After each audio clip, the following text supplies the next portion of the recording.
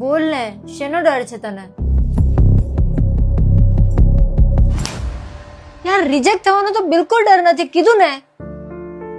Problem એ નહીં, problem હું છું. તું પ્રોબ્લેમ છે? કંઈક સમજાય એવું બોલ. દેખ, હું ઓલરેડી મૂરઝાઈ ગયો છું અને મરવાની કગાર પર છું એમ કહીએ તો ચાલે. યાર, પ્રોબ્લેમ કહી દે ને, દરેક પ્રોબ્લેમના સોલ્યુશન હોય જ છે. કદાચ હું તને સોલ્યુશન આપી શકું. યાર, ગુલાબ આપવાનો ડર હતો તો હું તને ખરીદતે જ નહીં ને. ડર તો એના પછીનો છે.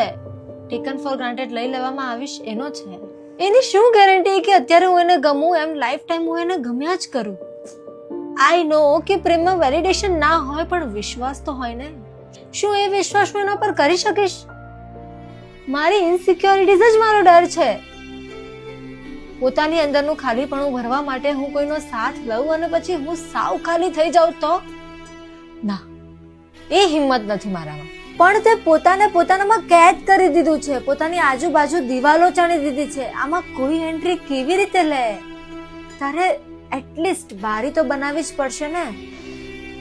ના ના ના ના ના, ઇન્ટેન્શનલી કર્યું છે મેં આ બધું. બારીનો કોઈ સ્કોપ નથી. ખબર નહીં શું વિચારીને મેં ખરીદી લીધું તને. સોરી, ભૂલ થઈ ગઈ મારાથી.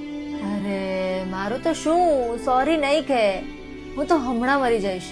હું દુઆ કરીશ કે આ વખતે જેમ તે મને ખરીદવાની હિંમત કરીને એમ દિવાલમાં બારી નહીં તો ગોખલું કરવાની હિંમત તો કરી જ લે.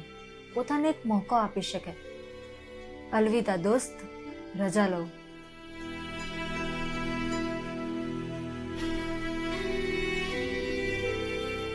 ના, આ ઈચ્છા એ તારી સાથે દફન.